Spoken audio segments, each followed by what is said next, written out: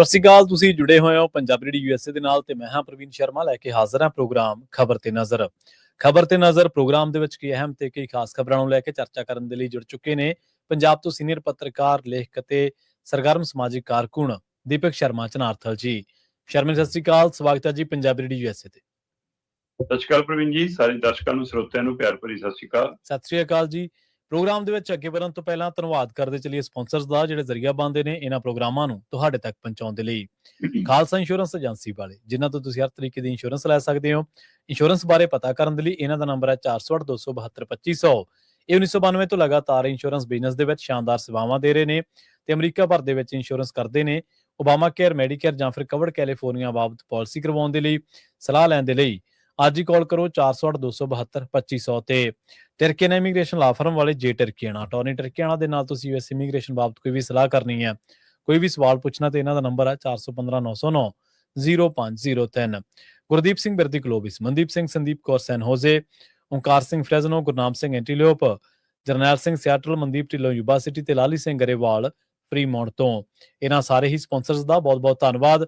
ਤੇ ਜੇਕਰ ਤੁਸੀਂ ਵੀ ਪੰਜਾਬੀ ਰੇਡੀਓ ਯੂਐਸਏ ਦੇ ਇਹਨਾਂ ਪ੍ਰੋਗਰਾਮਾਂ ਨੂੰ ਸਪਾਂਸਰ ਕਰਨਾ ਚਾਹੁੰਦੇ ਹੋ ਤਾਂ ਸਟੂਡੀਓ ਦਾ ਨੰਬਰ ਹੈ 408-272-5200।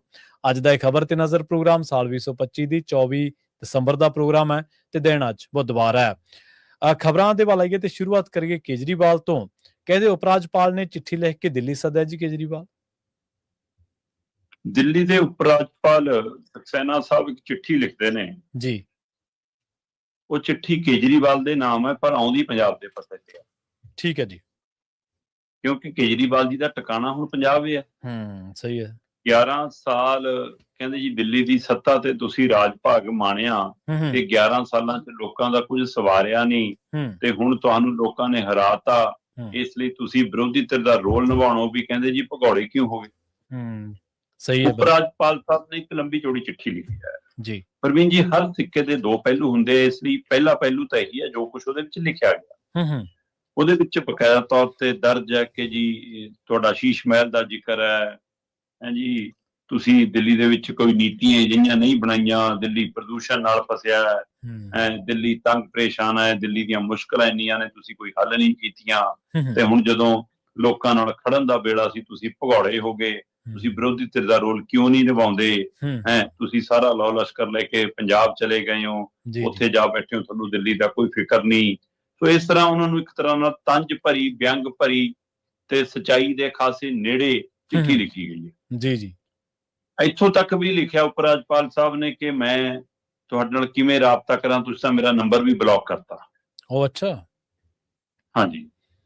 ਪਰ ਇਹਦੇ ਵਿੱਚ ਕੋਈ ਦੋ ਰਾਏ ਨਹੀਂ ਕਿ ਦਿੱਲੀ ਨੇ ਬਹੁਤ ਇੱਜ਼ਤ ਮਾਣ ਦਿੱਤੀ ਕੇਜਰੀਵਾਲ ਨੂੰ, ਸਿਰ ਤੇ ਬਿਠਾਇਆ, ਬਾਰ-ਬਾਰ ਜਿਤਾਇਆ ਤੇ ਉਹਨਾਂ ਦੀ ਗੱਲਾਂ ਵਾਅਦਿਆਂ ਤੇ ਯਕੀਨ ਕੀਤਾ ਤੇ ਇਹਨਾਂ ਨੇ ਆਪਣੇ ਪ੍ਰਚਾਰ ਦੇ ਰਾਹੀਂ ਇਹ ਜਚਾਇਆ ਕਿ ਦਿੱਲੀ ਦਾ ਸਿੱਖਿਆ ਮਾਡਲ, ਦਿੱਲੀ ਦਾ ਸਿਹਤ ਮਾਡਲ ਵਿਸ਼ਵ ਭਰ ਚ ਮਸ਼ਹੂਰ ਹੋ ਗਿਆ ਜੀ। ਤੇ ਪਰ ਜਿਸ ਕਦਰ ਹਾਰੇ ਤੇ ਉਹ ਤੋਂ ਬਾਅਦ ਫਿਰ ਉੱਥੇ ਲੋਕਾਂ ਚ ਰਹਿ ਕੇ ਕਿਉਂ ਨਹੀਂ ਵਿਚਰੇ, ਸਵਾਲ ਤਾਂ ਵਾਜਬ ਹੈ ਜੀ। ਸਹੀ ਹੈ। ਤੇ ਤੁਸੀਂ ਉੱਥੇ ਦੀ ਸਿਆਸੀ ਜਮਾਤ ਬਣ ਕੇ ਕਿਉਂ ਨਹੀਂ ਵਿਰੋਧੀ ਖੜੇ, ਦੁਬਾਰਾ ਕਿਹੜਾ ਚੋਣਾਂ ਨਹੀਂ ਆਉਣੀਆਂ ਉੱਥੇ, ਜਾਂ ਹੁਣ ਲੜਨਾ ਹੀ ਨਹੀਂ ਉੱਥੋਂ ਚੋਣਾਂ, ਸਵਾਲ ਤਾਂ ਜਾਂ ਤੁਹਾਨੂੰ ਲੱਗਦਾ ਕਿ ਅਜੇ ਕਾਹਨੂੰ ਗਾਲਾਂ ਖਾਣੀਆਂ, ਛਿੱਤਰ ਖਾਣੇ ਆ, ਚੋਣਾਂ ਦੇ 6 ਮਹੀਨੇ ਪਹਿਲਾਂ ਜਾਵਾਂਗੇ, ਫਿਰ ਆਪਣੇ ਬੋਰਡ ਪੱਟੇ, ਇਸ਼ਤਿਹਾਰ, ਪ੍ਰਚਾਰ, ਸੋਸ਼ਲ ਮੀਡੀਆ ਪਖਾ ਲਾਂਗੇ, ਫਿਰ ਭੱਠੀ ਭਖਦੀ ਠੀਕ ਹੈ, ਨਹੀਂ ਤਾਂ ਠੀਕ ਹੈ। ਹਾਂ, ਮੈਨੂੰ ਇਹ ਜ਼ਰੂਰ ਲੱਗਦਾ ਹੈ ਪ੍ਰਵੀਨ ਜੀ, ਕਿਤੇ ਇਹ ਨਾ ਹੋਵੇ ਕਿ ਇਹ ਚਿੱਠੀ ਜਿਹੜੀ ਉਪ ਰਾਜਪਾਲ ਸਾਹਿਬ ਨੇ ਦਿੱਲੀ ਦੇ ਸਾਬਕਾ ਸੀਐਮ ਨੂੰ ਲਿਖੀ ਹੈ, ਪੰਜਾਬ ਦੇ ਮੌਜੂਦਾ ਰਾਜਪਾਲਾਂ ਨੂੰ ਰੱਖ ਲੈਣ ਕਿ ਆਪਾਂ ਬਾਅਦ ਚੋਂ ਫਲੂਡ ਲਾ ਕੇ ਨਾਮ ਬਦਲ ਕੇ ਉਹਨਾਂ ਨੂੰ ਵੀ ਲਿਖਣੀ ਪੈ ਜਾਵੇ, ਕਿਉਂਕਿ ਭੱਜਣਗੇ ਤੇ ਵਾਲੇ ਵੀ। ਸਹੀ ਹੈ, ਬਿਲਕੁਲ।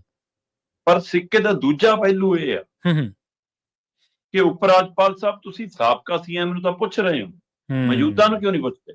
ਸਹੀ ਹੈ। ਦਿੱਲੀ ਦੇ ਵਿੱਚ ਮੌਜੂਦਾ ਭਾਜਪਾ ਦੀ ਸਰਕਾਰ ਹੈ ਤੇ ਦਿੱਲੀ ਦੇ ਪ੍ਰਦੂਸ਼ਣ ਦੇ ਲਈ ਹੁਣ ਸਿਰਫ ਜਿਹੜੇ ਤੰਦੂਰ ਤੇ ਰੋਟੀਆਂ ਲਾਉਂਦੇ ਨੇ ਉਹ ਜ਼ਿੰਮੇਵਾਰ ਨੇ ਜੀ। ਸਹੀ ਹੈ। ਮਤਲਬ ਕਮਾਲ ਦਾ ਪੱਧਰ ਤੇ ਸਮਝ ਹੈ ਜਾਂ ਇਹ ਨਲਾਇਕੀ ਹੈ? ਸਹੀ ਹੈ। ਤੇ ਦਿੱਲੀ ਦੇ ਵਿੱਚ ਜੋ ਆਬੋ ਹਵਾ ਹੁਣ, ਜਨਾਬ ਸਾਡੇ ਤਾਂ ਕਣਕ ਵੀ ਨਿਸਰ ਗਈ, ਹੁਣ ਸਾਡਾ ਨਾਂ ਕਿਵੇਂ ਲਾਓਗੇ? ਸਹੀ ਆ। ਅੱਗੇ ਤਾਂ ਤੁਸੀਂ ਸਾਡੀ ਪਰਾਲੀ ਦਾ ਨਾਂ ਜੀ, ਧੂਆਂ ਜੀ ਪੰਜਾਬ ਦਾ ਜੀ, ਸੋਸ਼ਲ ਮੀਡੀਆ ਦੇ ਉੱਤੇ ਖੂਬ ਪੋਸਟਾਂ ਚੱਲ ਰਹੀਆਂ ਨੇ, ਤੁਸੀਂ ਵੀ ਇੱਕ ਪੋਸਟ ਸਾਂਝੀ ਕੀਤੀ ਸੀ। ਦਿੱਲੀ ਦੇ ਵਿੱਚ ਜਿੰਨੇ ਐਂਕਰ ਨੇ ਉਹ ਉਸ ਸਮੇਂ ਤਾਂ ਇਹੀ ਕਹਿੰਦੇ ਸੀ ਕਿ ਜੀ ਕਿੱਥੇ ਨੇ ਕੇਜਰੀਵਾਲ, ਕਿਉਂ ਨਹੀਂ ਜੀ ਪ੍ਰਦੂਸ਼ਣ ਦਾ ਹੱਲ ਕਰਦੇ, ਇਹਨਾਂ ਦੇ ਬੱਸ ਦਾ ਰੋਗ ਨਹੀਂ ਗਾ ਜੀ, ਕੁਛ ਦਿੱਲੀ ਦੇ ਲੋਕਾਂ ਨੂੰ ਮਰਨ ਲਈ ਛੱਡਤਾ।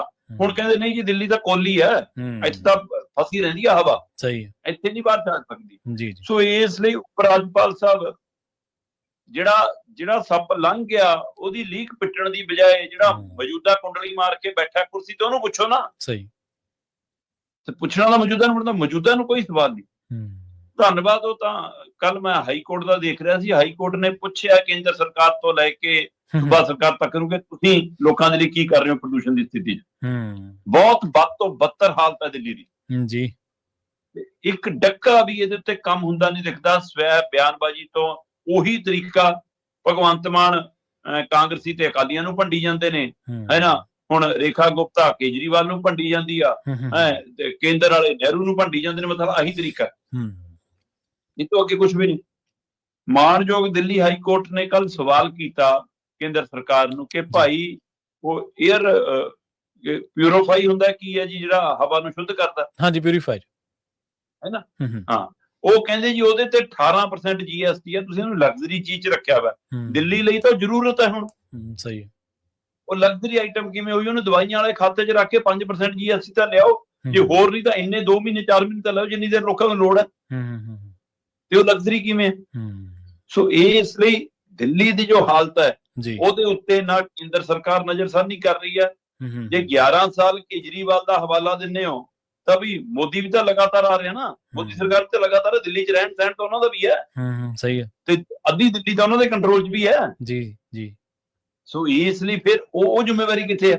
ਤੇ ਹੁਣ ਤਾਂ ਸਰਕਾਰੇ ਬਣ ਗਈ ਦਿੱਲੀ ਦੀ ਵੀ, ਹੁਣ ਤਾਂ ਪੂਰਨ ਤੌਰ ਤੇ ਹੁਣ ਤਾਂ ਕੇਂਦਰ ਸਰਕਾਰ ਵੀ ਤੁਹਾਡੀ, ਉਪ ਰਾਜਪਾਲ ਵੀ ਤੁਹਾਡਾ ਤੇ ਦਿੱਲੀ ਦੀ ਸਰਕਾਰ ਵੀ ਤੁਹਾਡੀ। ਤੇ ਫਿਰ ਵੀ ਜੇ ਦਿੱਲੀ ਦੇ ਵਿੱਚ ਸ਼ੁੱਧ ਹਵਾ ਨਹੀਂ, ਜੇ ਜਮਨਾ ਅਜੇ ਵੀ ਸਾਫ਼ ਨਹੀਂ, ਪ੍ਰਦੂਸ਼ਣ ਅਜੇ ਵੀ ਨਹੀਂ ਘਟਦਾ, ਫਿਰ ਦੱਸੋ ਜੀ ਕੌਣ ਜ਼ਿੰਮੇਵਾਰ ਹੈ? ਸੋ ਚਿੱਠੀ ਤਾਂ ਲਿਖੀ ਉਪ ਰਾਜਪਾਲ ਸਾਹਿਬ ਨੇ, ਕੇਜਰੀਵਾਲ ਤੱਕ ਤਾਂ ਚਿੱਠੀ ਠੀਕ ਸੀ। ਚੰਗਾ ਹੁੰਦਾ ਨਾਲ ਇੱਕ ਚਿੱਠੀ ਰੇਖਾ ਗੁਪਤਾ ਤੇ ਨਰਿੰਦਰ ਮੋਦੀ ਨੂੰ ਵੀ ਲਿਖਦੇ, ਪਰ ਕਿਵੇਂ ਲਿਖਦੇ? ਕਿਉਂਕਿ ਖੁਦ ਤਾਂ ਲਿਖੀ ਨਹੀਂ ਹੈ ਚਿੱਠੀ, ਉੱਪਰੋਂ ਹੀ ਲਿਖੀ ਆਈ ਹੈ, ਸਕ੍ਰਿਪਟ ਹੈ ਤਾਂ ਸਹੀ ਹੈ, ਜਿਹੜੀ ਉਹਨਾਂ ਨੇ ਭੇਜੀ ਉੱਪਰ ਵਾਲੇ ਆਕਾਵਾਂ ਨੇ, ਉਹ ਉਪ ਰਾਜਪਾਲ ਸਾਹਿਬ ਨੇ ਅੱਗੇ ਤੋਰਤੀ। ਪਰ ਕਮਾਲ ਦੀ ਗੱਲ ਤਾਂ ਇਹ ਹੈ ਕਿ ਜਿਹੜੇ ਆਪਣੇ ਆਪ ਨੂੰ ਹਰਿਆਣਾ ਦਾ ਪੁੱਤ ਦੱਸਦੇ ਸੀ, ਦਿੱਲੀ ਦੀ ਸੇਵਾ ਕਰਨ ਲਈ ਜੰਮਿਆ ਦੱਸਦੇ ਸੀ, ਰਹਿੰਦੇ ਸੀ ਜਾ ਕੇ ਯੂਪੀ ਦੇ ਵਿੱਚ ਗਾਜ਼ੀਆਬਾਦ, ਉਹ ਅੱਜ ਕੱਲ ਪੰਜਾਬ 'ਚ ਛਾਉਣੀ ਪਾ ਕੇ ਬੈਠੇ ਨੇ। ਇਹ ਵੀ ਆਪਣੇ ਆਪ 'ਚ ਕਮਾਲ ਹੈ। ਹਾਂਜੀ, ਬਿਲਕੁਲ ਕਮਾਲ ਤਾਂ ਹੈਗੀ ਹੈ। ਬਲਕਿ ਬਾਕੀ ਉਪ ਰਾਜਪਾਲ ਸਾਹਿਬ ਨੇ ਇੱਕ ਤੀਰ ਨਾਲ 2 ਨਿਸ਼ਾਨੇ ਲਾਤੇ ਜੀ। ਪਹਿਲਾ ਨਿਸ਼ਾਨਾ ਤੇ ਇਹ ਹੈ ਵੀ ਜਿਹੜਾ ਪ੍ਰੋਪੇਗੈਂਡਾ ਚੱਲ ਰਿਹਾ ਸੀ ਜਾਂ ਖਬਰਾਂ ਚੱਲ ਰਹੀਆਂ ਸੀ ਉਹਨਾਂ ਦਾ ਰੁੱਖ ਕੇਜਰੀਵਾਲ ਨੂੰ ਮੋੜਤਾ, ਤੇ ਦੂਜਾ ਇਹਦੇ ਬਹਾਨੇ ਸਿਆਸੀ ਨਿਸ਼ਾਨਾ ਵੀ ਲਾ ਲਿਆ ਵੀ ਤੁਸੀਂ ਬੈਠੇ ਕੰਮ ਤੁਹਾਡਾ ਦਿੱਲੀ 'ਚ ਹੋਣਾ ਚਾਹੀਦਾ, ਬੈਠੇ ਤੁਸੀਂ ਪੰਜਾਬ ਦੇ ਵਿੱਚ। ਸੋ ਵੀ ਇੱਕ ਤਰੀਕੇ ਨਾਲ ਸਿਆਸੀ ਤੰਜ਼ ਹੀ ਹੈ ਨਾ ਵੀ ਬੈਠੇ ਕਿੱਥੇ ਜਾ ਕੇ ਲੁੱਕ ਕੇ। ਹੁਣ ਥੋੜੇ ਜਿਹੇ ਟਾਈਮ ਨੂੰ ਗੁਜਰਾਤ ਨਹੀਂ ਹੋ ਜਾਣਗੇ ਜਾਂ ਹੋਰ ਜਿੱਥੇ ਚੋਣਾਂ ਹੈ ਉਧਰ ਨੂੰ ਹੋ ਜਾਣਗੇ ਜੀ।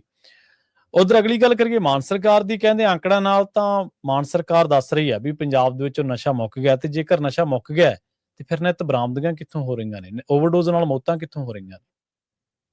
ਪ੍ਰਵੀਨ ਜੀ, ਨਸ਼ਾ ਤਾਂ ਜਦੋਂ ਬਹੁਤ ਪਹਿਲਾਂ ਇਹਨਾਂ ਨੇ ਰੰਗਲੇ ਪੰਜਾਬ ਦੀਆਂ ਰੈਲੀਆਂ ਕਰਤੀਆਂ ਸੀ ਜਦੇ ਮੁਕਾਤਾ ਸੀ। ਫਿਰ ਤਾਂ ਸਹੀ ਹੈ ਜੀ ਬਿਲਕੁਲ। ਜੇ ਏਦਾਂ ਹੀ ਮੁੱਕਣਾ ਸੀ ਤਾਂ ਇਸ਼ਤਿਹਾਰਬਾਜ਼ੀ ਨਾਲ, ਵੋਟਬਾਜ਼ੀ ਨਾਲ ਮੁੱਕ ਗਿਆ ਸੀ। ਯੁੱਧ ਨਸ਼ਿਆਂ ਵਿਰੁੱਧ ਜਿੱਤ ਲਿਆ ਜੀ। ਇਹ ਤਾਂ ਕਹਿੰਦੇ ਅਸੀਂ ਤਾਂ ਜੀ ਅਖਬਾਰਾਂ 'ਚ ਇਸ਼ਤਿਹਾਰ ਵੀ ਦਿੱਤੇ ਸੀ, ਲੁਧਿਆਣਾ ਅੰਮ੍ਰਿਤਸਰ 'ਚ ਜਾ ਕੇ ਜਵਾਕਾਂ ਨਾਲ ਰੈਲੀਆਂ, ਸਾਈਕਲ ਰੈਲੀਆਂ, ਬਹੁਤ ਕੁਛ ਕਰ ਲਿਆ ਸੀ। ਮਤਲਬ ਜੇ ਅੰਕੜਿਆਂ ਵਾਲੇ ਢਿੱਡ ਭਰਦਾ ਜੀ ਫਿਰ ਤਾਂ ਰੋਜ਼ ਰੋਟੀ ਲਿਖ ਕੇ ਮਤਲਬ ਕਾਗਜ਼ ਦੇ ਉੱਤੇ ਸਾਰ ਲਿਆ ਕਰੀਏ, ਕਿਉਂ ਤਵੇ ਤੇ ਪਕਾਉਣਾ ਪਵੇ, ਕਿਉਂ ਅੱਗ ਬਾਲਣੀ ਪਵੇ। ਸੋ ਇਹ ਅੰਕੜਿਆਂ ਨਾਲ ਢਿੱਡ ਭਰਨ ਨੂੰ ਫਿਰਦੀ ਹੈ ਪੰਜਾਬ ਸਰਕਾਰ। ਬਕਾਇਦਾ ਤੌਰ ਤੇ ਮਤਲਬ ਤੰਤਰ ਜੰਤਰ ਵੱਲੋਂ, ਪ੍ਰਸ਼ਾਸਨ ਵੱਲੋਂ ਅੰਕੜੇ ਜਾਰੀ ਕੀਤੇ ਗਏ ਕਿ ਲਓ ਜੀ ਅਸੀਂ ਲੰਘੇ ਵਰ੍ਹੇ ਦੇ ਦਰਮਿਆਨ ਹੀ ਜੀ 300 ਦਿਨਾਂ ਦੇ ਅੰਕੜੇ ਨੇ। ਸ਼ਾਇਦ ਇਹ 300 ਦਿਨਾਂ ਦੇ ਅੰਕੜਿਆਂ ਦਾ ਮਤਲਬ ਹੁੰਦਾ 10 ਕੁ ਮਹੀਨੇ ਲਗਭਗ। ਤੇ 10 ਕੁ ਮਹੀਨਿਆਂ ਦੇ ਵਿੱਚ ਹੀ ਮਤਲਬ ਕਿ ਅਸੀਂ ਕਹਿੰਦੇ ਜੀ 28,000 ਕਿਲੋ ਹੈਰੋਇਨ ਫੜ ਲਈ। ਅੱਛਾ। ਤੇ 41,000 ਤੋਂ ਵੱਧ ਤਸਕਰ ਫੜ ਲਏ। ਮਤਲਬ ਪੰਜਾਬ ਦੇ ਵਿੱਚ ਹਰ ਘਰ 'ਚ ਤਸਕਰ ਹੈ ਫਿਰ ਤਾਂ ਬਾਈ। 41,000 ਤਸਕਰ ਕੋੜੇ ਨਹੀਂ ਹੁੰਦੇ। ਸਹੀ ਹੈ। ਤੇ ਤੁਸੀਂ ਕਹਿੰਦੇ ਹੋ ਕਿ ਜੀ ਅਸੀਂ ਤਾਂ ਬੜਾ ਮਗਰਮੱਛ ਵੀ ਫੜ ਲਿਆ ਜੀ, ਆਹ ਦੇਖ ਲਓ ਬੈਠਾ ਜੀ ਅੰਦਰ ਨਾਭੇ ਦੀ ਜੇਲ੍ਹ 'ਚ। ਤੇ ਜੇ ਤੁਸੀਂ ਮੁੱਖ ਵੀ ਫੜ ਲਿਆ ਤੇ ਥੱਲੇ ਵਾਲੇ ਵੀ ਸਾਰੇ ਫੜ ਲਏ, ਫਿਰ ਬਿਲਕੁਲ ਤੁਹਾਡਾ ਸਵਾਲ ਵਾਜਬ ਹੈ ਜਨਾਬ। ਪੰਜਾਬ ਦੇ ਵਿੱਚ ਹਰ ਰੋਜ਼ 1 ਤੋਂ 2 ਮੌਤਾਂ ਨਸ਼ੇ ਦੀ ਬਾਅਦ ਘੱਟ ਨਾਲ ਹੋ ਰਹੀਆਂ। ਪੰਜਾਬ 'ਚ ਹਰ ਰੋਜ਼ ਪਿੰਡਾਂ ਦੇ ਵਿੱਚ ਨਾਕੇਬੰਦੀ ਰੋਲਾ ਝੋਲਾ ਕੇ ਆਹ ਵੇਚਦੇ ਨੇ, ਉਹ ਵੇਚਦੇ ਨੇ, ਕਸਬਿਆਂ ਸ਼ਹਿਰਾਂ ਦੇ ਵਿੱਚ ਥਾਂ ਟਿਕਾਣੇ ਲੋਕਾਂ ਨੂੰ ਪਤਾ ਨਹੀਂ ਕਿ ਬਾਹਰੋਂ ਆ ਕੇ ਲੋਕ ਵੇਚ ਕੇ ਜਾਂਦੇ ਨੇ। ਹੋਮ ਡਿਲੀਵਰੀ ਹੈ, ਮਤਲਬ ਪੀਜ਼ਾ ਲੇਟ ਹੋ ਸਕਦਾ ਹੈ, ਹੁਣ ਹੈਰੋਇਨ ਲੇਟ ਨਹੀਂ ਹੁੰਦੀ। ਸਹੀ ਹੈ। ਸੋ ਹੋਮ ਡਿਲੀਵਰੀ, ਸੋ ਬੈਠਕ 'ਚ ਬੈਲ ਮਾਰ ਕੇ ਫੜਾ ਕੇ ਜਾਂਦੇ ਨੇ ਅਗਲੇ। ਤੇ ਫਿਰ ਇੱਥੇ ਰੋਕ ਕਿਉਂ ਨਹੀਂ ਲੱਗਦੀ ਜਨਾਬ? ਜਿਹੜੀ ਪੁਲਿਸ ਤੁਸੀਂ ਧਰਨਿਆਂ ਨੂੰ ਰੋਕਣ ਲਈ ਲਾਉਂਦੇ ਹੋ, ਮਾਸਟਰਾਂ ਨੂੰ ਕੁੱਟਣ ਲਈ ਲਾਉਂਦੇ ਹੋ, ਜਵਾਕਾਂ ਨੂੰ ਰੋਕਣ ਲਈ ਲਾਉਂਦੇ ਹੋ, ਕਿਸਾਨ ਜਥੇਬੰਦੀਆਂ ਦੇ ਮਗਰ ਧੋਨੇ ਹੋ, ਉਹ ਪੁਲਿਸ ਇੱਥੇ ਕਿਉਂ ਨਹੀਂ ਕੰਮ ਕਰ ਪਾਉਂਦੀ? ਜੀ ਸਹੀ ਹੈ। ਪੂਰਾ ਕਨੈਕਸ਼ਨ ਹੈ ਕਿ ਜੇ ਗੈਂਗਸਟਰਵਾਦ ਹੈਗਾ ਤਾਂ ਉਹਦੇ ਨਾਲ ਨਸ਼ੇ ਵਾਲਾ ਕਨੈਕਸ਼ਨ ਵੀ ਨਾਲੇ ਜੁੜਿਆ। ਜੀ ਸਹੀ ਹੈ। ਤੋ ਡੀਜੀਪੀ ਸਾਹਿਬ ਬਾਰ-ਬਾਰ ਤਲਬ ਹੁੰਦੇ ਨੇ। ਹੁਣ ਰਾਣਾ ਬਲਾਚੌਰੀ ਵਾਲੇ ਮਾਮਲੇ ਦੇ ਵਿੱਚ ਤਲਬ ਹੋ ਗਏ ਕਿ ਜੀ ਦੱਸੋ ਤੁਸੀਂ ਕੀ ਕਰ ਰਹੇ ਹੋ। ਇਹ ਤੋਂ ਪਹਿਲਾਂ ਜ਼ਿਮਨੀ ਚੋਣ ਵਾਲੇ ਮਾਮਲੇ 'ਚ ਤਲਬ, ਕਿੰਨੇ ਮਾਮਲਿਆਂ 'ਚ ਡੀਜੀਪੀ ਤਲਬ ਹੋ ਜਾਵੇ, ਮਤਲਬ ਇਹ ਤੋਂ ਵੱਡੀ ਸ਼ਰਮਸਾਰ ਵਾਲੀ ਗੱਲ ਕੀ ਹੁੰਦੀ ਹੈ? ਬਿਲਕੁਲ ਸਹੀ ਹੈ। ਤੁਹਾਨੂੰ ਇੱਕ ਜ਼ਿਮਨੀ ਚੋਣ ਦੇ ਵਿੱਚ, ਇੱਕ ਖੇਤੇ ਦੇ ਵਿੱਚ ਆਪਣਾ ਐਸਐਸਪੀ ਸਸਪੈਂਡ ਕਰਨਾ ਪੈ ਜਾਵੇ, ਇਹ ਤੋਂ ਵੱਧ ਹੋਰ ਬਦਨਾਮੀ ਵਾਲੀ ਗੱਲ ਕੀ ਹੁੰਦੀ ਹੈ ਜੀ? ਸਹੀ ਹੈ, ਬਿਲਕੁਲ। ਤੇ ਪਰ ਤੁਸੀਂ ਤਾਂ ਵੀ ਆਪਣੇ ਤਗਮੇ ਆਪੇ ਲਾ ਕੇ, ਆਪਣੀ ਪਿੱਠਾ ਆਪੇ ਥਾਪੜ ਕੇ ਇਹ ਅੰਕੜਿਆਂ ਦੇ ਨਾਲ ਪੰਜਾਬ ਦੇ ਲੋਕਾਂ ਨੂੰ ਭਰਮਾਉਣਾ ਚਾਹੁੰਦੇ ਹੋ ਕਿ ਲੋ ਜੀ ਨਸ਼ਾ ਮੁਕਤ ਹੋ ਗਿਆ। ਪੰਜਾਬ ਦੇ ਜੋ ਸਥਿਤੀ ਹੈ ਉਹ ਤੋਂ ਨਜ਼ਰ ਫੇਰਨ ਦਾ ਇਹ ਪ੍ਰਕਿਰਿਆ ਹੈ, ਉਹ ਤੋਂ ਭੱਜਣ ਦੀ ਇਹ ਪ੍ਰਕਿਰਿਆ ਹੈ। ਤੁਸੀਂ ਮਸਲਿਆਂ ਨਾਲ ਦੋ ਚਾਰ ਹੋਣ ਦੀ ਹਿੰਮਤ ਨਹੀਂ ਰੱਖਦੇ, ਤੁਸੀਂ ਸਿਰਫ ਟੋਟਕਿਆਂ ਚੁਟਕਲਿਆਂ ਦੇ ਨਾਲ ਵਕਤ ਕੱਟੀ ਕਰ ਰਹੇ ਹੋ, ਤੇ ਵਕਤ ਕੱਟੀ ਤੁਹਾਨੂੰ ਮਹਿੰਗੀ ਪਵੇ ਜਾਂ ਨਾ ਪਵੇ, ਪੰਜਾਬ ਨੂੰ ਬਹੁਤ ਮਹਿੰਗੀ ਪਏਗੀ। ਬਿਲਕੁਲ ਸਹੀ ਕਿਹਾ ਤੁਸੀਂ। ਇਹਨਾਂ ਨੂੰ ਮਹਿੰਗੀ ਪਵੇ ਨਾ ਪਵੇ, ਪੰਜਾਬ ਨੂੰ ਬਹੁਤ ਮਹਿੰਗੀ ਪਊਗੀ। ਤੇ ਅਗਲੀ ਗੱਲ ਕਰੀਏ ਅਮਰ ਸਿੰਘ ਚਾਹਲ ਮਾਮਲੇ ਦੀ। ਬੇਸ਼ੱਕ ਆਪਾਂ ਲਗਾਤਾਰ ਤਫਸੀਲ ਵਾਈਜ਼ ਇਸ ਮਸਲੇ ਉੱਤੇ ਚਰਚਾ ਕਰ ਹੀ ਰਹੇ ਹਾਂ ਸ਼ਰਮਾ ਜੀ, ਪਰ ਕਹਿੰਦੇ ਅਸਲੀ ਰਾਜ਼ ਤਾਂ ਹੁਣ ਖੁੱਲਿਆ। ਇਹ ਕਿਹੜੇ ਰਾਜ਼ ਆ ਜਿਹੜੇ ਹੁਣ ਤੱਕ ਪਰਦੇ 'ਚ ਸੀਗੇ?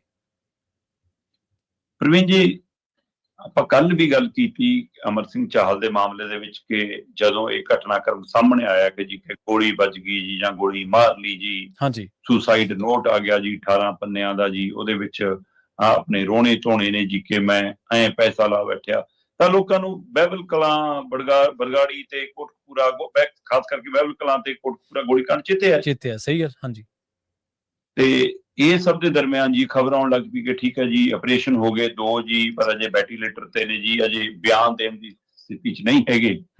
ਪਰ 8 ਕਰੋੜ ਦੀ ਚਰਚਾ ਖੂਬ ਚੱਲੀ ਕਿ ਵੀ ਇੱਕ ਆਈਜੀ ਰੈਂਕ ਦਾ ਅਧਿਕਾਰੀ ਰਿਹਾ ਹੋਵੇ, ਉਹ ਜਾਂ ਤਾਂ ਇੰਨਾ ਨਾ ਸਮਝ ਹੈ ਜਾਂ ਫਿਰ ਇੰਨਾ ਲਾਲਚੀ ਹੈ ਕਿ ਉਹ ਕਿਸੇ ਤਰੀਕੇ ਨਾਲ, ਉਹ ਅੱਗੇ ਆਉਂਦੇ ਹੁੰਦੇ ਸੀ ਨਾ ਕਿ ਲਿਆਓ ਜੀ ਤੁਹਾਡੇ ਗਹਿਣੇ ਦੁੱਗਣੇ ਕਰ ਦਈਏ, ਸਹੀ ਹੈ, ਹਾਂ, ਲਿਆਓ ਜੀ ਸੋਨੇ, ਸਾਡੇ ਕੋਲ ਸੋਨੇ ਦੀ ਇੱਟ ਹੈ ਜੀ, ਤੇ ਲੋਕ ਲਾਲਚ ਖਰੀਦਦੇ ਸੀ ਨਾ। ਫਿਰ ਆ ਸਕੀਮਾਂ ਪਾਉਣ ਵਾਲੇ ਆਉਂਦੇ ਸੀ ਕਿ 10 ਰੁਪਏ ਦੀ ਸਕੀਮ ਪਾਓ ਜੀ, ਭਾਂਡੇ ਨਿਕਲਣਗੇ ਜੀ, ਆਹ ਨਿਕਲਣਗੇ, ਬਾਅਦ ਚੋਂ ਕਿੰਨੇ ਲੋਕਾਂ ਦੇ ਪੈਸੇ ਲੈ ਕੇ ਭੱਜ ਜਾਂਦੇ ਸੀ। ਸੋ ਹੁਣ ਜਦੋਂ ਲੋਕ ਸੋਸ਼ਲ ਮੀਡੀਆ ਤੇ ਹੋ ਗਏ, ਲੋਕ ਆਨਲਾਈਨ ਪੋਰਟਲ ਤੇ ਹੋ ਗਏ, ਤਾਂ ਫਿਰ ਠੱਗ ਵੀ ਉੱਥੇ ਆ ਗਏ। ਸਹੀ, ਠੱਗਾਂ ਦੀਆਂ ਦੁਕਾਨਾਂ ਵੀ ਉੱਥੇ ਖੁੱਲ ਗਈਆਂ। ਹੁਣ ਸੋਨੇ ਦੀਆਂ ਇੱਟਾਂ ਵੀ, ਗਹਿਣੇ ਡਬਲ ਵੀ, ਪੈਸਾ ਡਬਲ ਵੀ, ਸਾਰਾ ਕੁਝ ਉੱਥੇ ਹੁੰਦਾ, ਉੱਥੇ ਹੋਣ ਲੱਗ ਪਿਆ। ਤੇ ਅਮਰ ਸਿੰਘ ਚਾਹਲ ਜੀ ਉਸ ਚਾਲ 'ਚ ਫਸ ਗਏ।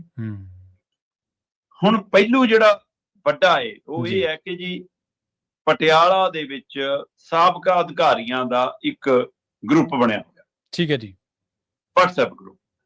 ਪ੍ਰਵੀਨ ਜੀ, ਜਿਵੇਂ ਆਪਣੇ ਸਮਾਜ ਦੇ ਵਿੱਚੋਂ ਅਜੇ ਵੀ ਜਾਤ ਪਾਤ ਨਹੀਂ ਨਾ ਜਾਂਦੀ, ਉਵੇਂ ਅਧਿਕਾਰੀਆਂ ਦੇ ਅੰਦਰ ਵੀ ਇੱਕ ਜਾਤ ਪਾਤ ਹੈ।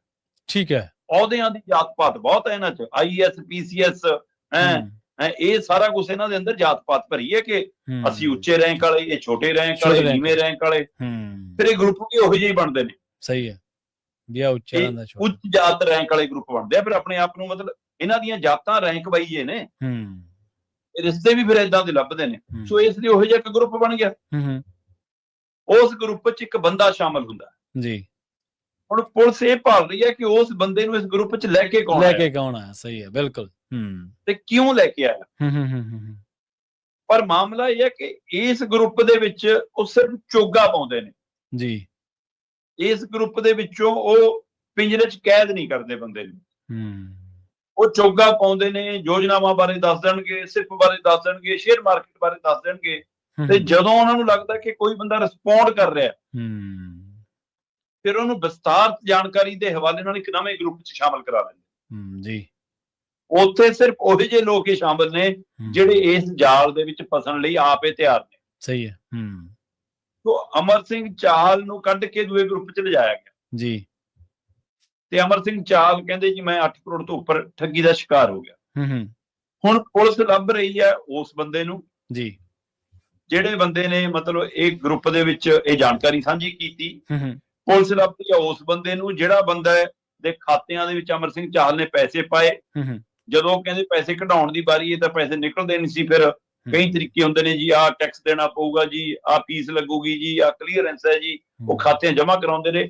ਉਹ ਖਾਤੇ ਨੰਬਰਾਂ ਦੇ ਆਧਾਰ ਤੇ ਉੱਤੇ ਪੁਲਿਸ ਭਾਲਦੀ ਫਿਰਦੀ ਆ। ਉਸ ਦੌਰਾਨ ਜਿਹਦੇ ਨਾਲ ਅਮਰ ਸਿੰਘ ਚਾਹਲ ਦੀ ਗੱਲ ਹੋ ਰਹੀ ਸੀ ਉਹਨਾਂ ਫੋਨਾਂ ਤੇ, ਉਹ ਫੋਨ ਬੰਦ ਕਿਉਂ ਨੇ, ਉਹ ਭਾਲਦੀ ਫਿਰਦੀ ਆ। ਜੀ। ਹੁਣ ਇਹ ਭਾਲਦਿਆਂ ਪੁਲਿਸ ਨੇ ਇੱਕ ਸੂਚੀ ਬਣਾਈ ਕਿ ਇਸ ਗਰੁੱਪ 'ਚ ਜਿੰਨੇ ਬੰਦੇ ਸ਼ਾਮਲ ਨੇ ਸਾਬਕਾ ਅਧਿਕਾਰੀ, ਉਹਨਾਂ ਦੀ ਸੂਚੀ ਬਣਾ ਲਈ। ਸੂਚੀ ਬਣਾ ਕੇ ਪੁਲਿਸ ਉਹਨਾਂ ਦੇ ਘਰਾਂ ਤੱਕ ਪਹੁੰਚੀ। ਠੀਕ ਹੈ ਜੀ। ਪ੍ਰਵੀਨ ਜੀ, ਇਸ ਗਰੁੱਪ ਦੇ ਵਿੱਚ ਜਿੰਨੇ ਸਾਬਕਾ ਅਧਿਕਾਰੀ ਸੀ ਉਹਨਾਂ 'ਚੋਂ 90% ਠੱਗੀ ਦਾ ਸ਼ਿਕਾਰ ਨੇ। ਆਈ ਜੀ ਰਾਜ ਇੱਕ ਅਮਰ ਸਿੰਘ ਚਾਹਲ ਨਹੀਂ, ਕਈ ਚਾਹਲਾਂ ਨਾਲ ਉਹ ਚਾਲ ਚੱਲ ਲਏ। ਪਰ ਜਿਨ੍ਹਾਂ ਵੀ ਘਰਾਂ 'ਚੋਂ ਗਏ ਉਹ ਅਫਸਰਾਂ ਨੂੰ, ਉਹਨਾਂ ਅਧਿਕਾਰੀਆਂ ਨੂੰ, ਇਹਨਾਂ ਸਾਬਕਾ ਅਧਿਕਾਰੀਆਂ ਨੇ ਆਪਣਾ ਦੁਖੜਾ ਰੋਇਆ। ਠੀਕ ਹੈ। ਇਸ ਸ਼ਰਤ ਤੇ ਕਿ ਅਸੀਂ ਨਾ ਕੋਈ ਸ਼ਿਕਾਇਤ ਕਰਨੀ ਆ, ਨਾ ਕੇਸ ਪਾਉਣਾ, ਨਾ ਮੀਡੀਆ ਚ ਆਉਣਾ, ਨਾ ਤੁਹਾਨੂੰ ਕੋਈ ਰਿਕਾਰਡਿੰਗ ਤੇ ਵੀਡੀਓ ਤੇ ਬੋਲਣਾ ਹੈ, ਨਾ ਫੋਨ ਤੇ ਬੋਲਣਾ ਹੈ। ਮੂੰਹ ਜ਼ਬਾਨੀ ਦੱਸ ਦਿੰਦੇ ਆ ਕਿ ਅਸੀਂ ਸ਼ਿਕਾਰ ਹੈਗੇ ਆ। 90% ਉਸ ਗਰੁੱਪ ਦੇ ਵਿੱਚ ਠੱਗੀ ਦੇ ਸ਼ਿਕਾਰ ਨੇ। ਔਰ ਇਹ ਤਾਂ 8 ਕਰੋੜ ਦਾ ਮਾਮਲਾ, ਕਈਆਂ ਤੋਂ ਕਿਤੇ ਜ਼ਿਆਦਾ ਨਹੀਂ। ਅੱਛਾ, ਹੁਣ ਸਵਾਲ ਇਹ ਹੈ ਕਿ ਅਧਿਕਾਰੀਆਂ ਦੀ ਪਹੁੰਚ ਵੀ ਹੁੰਦੀ ਹੈ, ਅਪਰੋਚ ਵੀ ਹੁੰਦੀ ਹੈ। ਔਰ ਅੱਜ ਟੈਕਨੋਲੋਜੀ ਦੇ ਯੁੱਗ ਦੇ ਵਿੱਚ ਆਪਾਂ ਪਹਿਲਾਂ ਵੀ ਗੱਲ ਕਰਦੇ ਹਾਂ ਕਿੰਨਾ ਔਖਾ ਹੈ ਕਿ ਖਾਤਾ ਕਿੱਥੇ ਖੁੱਲਿਆ, ਕਿਹਨੇ ਆਪਰੇਟ ਕੀਤਾ, ਕਿਹਨੇ ਚਲਾਇਆ, ਕਿਹੜੇ ਫੋਨ ਤੇ ਸੀ, ਉਹ ਫੋਨ ਕਿੱਥੋਂ ਲਿਆ ਗਿਆ, ਕਿਹੜੇ ਡਾਕੂਮੈਂਟ ਦੇ ਕੇ ਲਿਆ ਗਿਆ, ਕਿਹੜੇ ਸਰਵਰ ਤੋਂ ਆਪਰੇਟ ਹੁੰਦਾ ਸੀ, ਕੀ ਹੁੰਦਾ ਸੀ, ਕਿਵੇਂ ਲੱਭਣਾ ਔਖਾ ਹੈ। ਪਰ ਪੁਲਿਸ ਕਹਿੰਦੀ ਜੀ ਅਸੀਂ ਅਜੇ ਤੰਦਾਂ ਜੋੜ ਰਹੇ ਹਾਂ। ਉਸ ਤੰਦਾਂ ਦੇ ਵਿੱਚ ਇਹ ਅਧਿਕਾਰੀ ਜਿਹੜੇ ਹੋਰ ਠੱਗੀ ਦਾ ਸ਼ਿਕਾਰ ਹੋਏ ਉਹ ਬੋਲਣ ਲਈ ਕਿਉਂ ਤਿਆਰ ਨਹੀਂ? ਜੀ। ਉਹਨਾਂ ਨੂੰ ਕਿਸ ਗੱਲ ਦਾ ਡਰ? ਕੀ ਉਹਨਾਂ ਨੂੰ ਇਹ ਲੱਗਦਾ ਕਿ ਸਾਡੀ ਬਲੈਕ ਮਨੀ ਹੈ? ਤਾਂ ਹੀ ਹੈ ਸ਼ਾਇਦ ਸਾਬਤ ਨਹੀਂ ਕਰ ਪਾਵਾਂਗੇ ਕਿ ਨਗਦੀ ਚ ਅਦਾਇਗੀਆਂ ਹੋਈਆਂ ਨੇ, ਕਿ 8 ਕਰੋੜ ਦੀ ਬਜਾਏ 80 ਕਰੋੜ ਦਾ ਵੀ ਮਾਮਲਾ ਹੈ। ਕੀ ਮਾਮਲਾ ਇਹ ਜੀ? ਜਾਂ ਉਹਨਾਂ ਨੂੰ ਇਹ ਲੱਗਦਾ ਕਿ ਦੁਨੀਆ 'ਚ ਸਾਡੀ ਫਜੀਅਤ ਹੋਊਗੀ, ਜਵਾਕ ਤੇ ਰਿਸ਼ਤੇਦਾਰ ਵੀ ਗਾਲਾਂ ਕੱਢਣਗੇ ਕਿ ਬੜੇ ਧੌਂਸ ਜਮਾਉਂਦੇ ਸੀ ਆਪਣੇ ਅਹੁਦਿਆਂ ਦੀ, ਤੇ ਹੁਣ ਇੰਨਾ ਵੀ ਨਹੀਂ ਸਮਝੇਗੀ। ਸਹੀ ਹੈ। ਜਾਂ ਉਹ ਨਮੋਸ਼ੀ ਮਾਰਦੀ ਹੈ ਨਾ, ਬਿਲਕੁਲ। ਜਾਂ ਫਿਰ ਕੋਈ ਹੋਰ ਡਰ ਹੈ। ਕਾਰਨ ਕੀ ਹੈ ਉਹਨਾਂ ਦੀ ਚੁੱਪੀ ਦਾ? ਸਵਾਲ ਤਾਂ ਇਹ ਹੈ, ਰਾਜ ਤਾਂ ਖੁੱਲ ਗਿਆ। ਜੀ।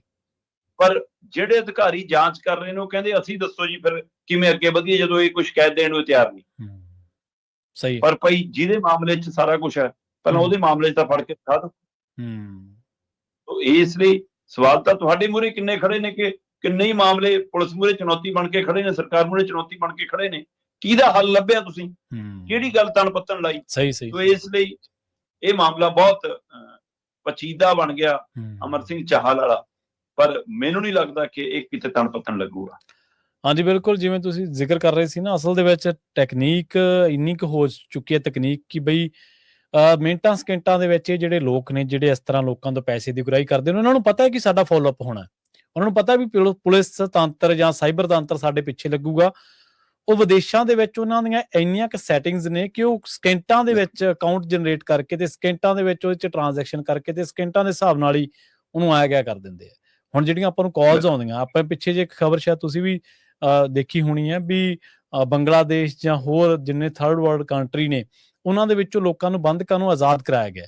ਤੇ ਬੰਧਕਾਂ ਦਾ ਕੰਮ ਕੀ ਸੀਗਾ ਵੀ ਉਹ ਲੋਕਾਂ ਨੂੰ ਕਾਲਿੰਗ ਕਰਕੇ ਪੈਸੇ ਬਟੋਰਦੇ ਸੀਗੇ ਤੇ ਜੰਗਲਾਂ 'ਚ ਦਫ਼ਤਰ ਬਣਾਇਆ ਸੀ। ਹਾਂਜੀ, ਬਿਲਕੁਲ। ਉਹ ਇਹੀ ਨੈਕਸਸ ਸੀਗਾ, ਉਹੀ ਸਾਰਾ ਕੁਝ ਸੀਗਾ। ਸੋ ਮੈਨੂੰ ਲੱਗਦਾ ਕਿ ਹੁਣ ਇੰਨੀ ਦੂਰ ਗੱਲ ਨਿਕਲ ਗਈ ਹੈ। ਪਰ ਤੁਸੀਂ ਇਹ ਦੇਖੋ ਵੀ ਨਮੋਸ਼ੀ ਤੋਂ ਡਰਦੇ 90% ਲੋਕ ਬੋਲ ਹੀ ਨਹੀਂ ਰਹੇਗੇ। ਤੇ ਪੈਸਾ, ਸਿਆਣੇ ਕਹਿੰਦੇ ਨਾ ਵੀ ਜਿਹੜਾ ਹੱਕ ਸੱਚ ਦਾ ਉਹੀ ਕੰਮ ਆਉਂਦਾ। ਪਰ ਅੱਜ ਕੱਲ੍ਹ ਹੱਕ ਸੱਚ ਵਾਲਿਆਂ ਨਾਲ ਵੀ ਠੱਗੀ ਵੱਜ ਜਾਂਦੀ ਹੈ। ਪਰ ਤੰਤਰ ਦੇ ਵਿੱਚ, ਪੁਲਿਸ ਤੰਤਰ ਦੇ ਵਿੱਚ ਆਪਾਂ ਨੂੰ ਪੈਸਾ ਪਤਾ ਹੀ, ਇਹ ਪੈਸਾ ਜ਼ਿਆਦਾ ਕਿਵੇਂ ਬਣਦਾ। ਜੇ ਹੌਲਦਾਰ 50 ਕਰੋੜ ਦੀ ਕੋਠੀ ਪਾਈ ਬੈਠਾ ਹੈ, 50 ਕਰੋੜ ਤੋਂ ਜ਼ਿਆਦਾ ਦੀ, ਤਾਂ ਉਹ ਕਿਵੇਂ ਪਾਈ ਹੈ? ਮਤਲਬ ਤਨਖਾਹ ਤਾਂ ਉਹਦੀ 40-45 ਹਜ਼ਾਰ ਹੈ ਜੀ। ਅਗਲੀ ਗੱਲ ਕਰੀਏ ਇਸੇ ਤਰ੍ਹਾਂ ਦੇ ਇੱਕ ਹੋਰ ਪੁਲਿਸ ਅਫਸਰ ਦੀ, ਜਿਹੜਾ ਕਿ ਜਾਲ ਦੇ ਵਿੱਚ ਫਸਿਆ ਤੇ ਦੋਸ਼ ਉਹਦੇ ਤੇ ਵੀ ਬੜੇ ਸੰਗੀਨ ਨੇ, ਬੜੇ ਗੰਭੀਰ ਨੇ। ਭੁੱਲਰ, ਹਰਚੰਦ ਸਿੰਘ ਭੁੱਲਰ। ਨਵੇਂ ਸਾਲ 'ਚ ਕਹਿੰਦੇ ਭੁੱਲਰ ਦੀ ਜ਼ਮਾਨਤ ਦਾ ਫੈਸਲਾ ਆ ਸਕਦਾ ਜੀ।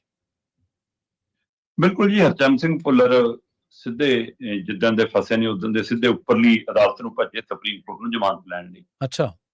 ਸੁਪਰੀਮ ਕੋਰਟ ਨੇ ਬਰੰਗ ਮੋੜ ਤੇ ਸੀਗੇ ਵੀ ਤੁਹਾਡੀ ਪਟੀਸ਼ਨ ਇੱਥੇ ਦਰਜ ਨਹੀਂ ਹੋ ਸਕਦੀ, ਕਿ ਇੱਥੇ ਕੋਈ ਸੁਣਵਾਈ ਦਾ ਕੰਮ ਨਹੀਂ ਬਣਦਾ, ਜਾਓ ਜਿੱਥੋਂ ਕੇਸ ਤੁਰਦਾ, ਕਿਉਂਕਿ ਨਿਯਮਾਵਲੀ ਇਹੀ ਕਹਿੰਦੀ ਹੈ ਕਿ ਜਿੱਥੇ ਤੁਹਾਡਾ ਟ੍ਰਾਇਲ ਹੋਵੇ ਜਾਂ ਜਿੱਥੇ ਤੁਹਾਡਾ ਕੇਸ ਦਰਜ ਹੋਵੇ ਹੈ ਨਾ, ਉੱਥੇ ਹੀ ਤੁਸੀਂ ਪਹਿਲਾਂ ਜ਼ਮਾਨਤ ਲਈ ਅਰਜ਼ੀ ਲਾਉਣੀ ਹੁੰਦੀ ਹੈ ਨਾ।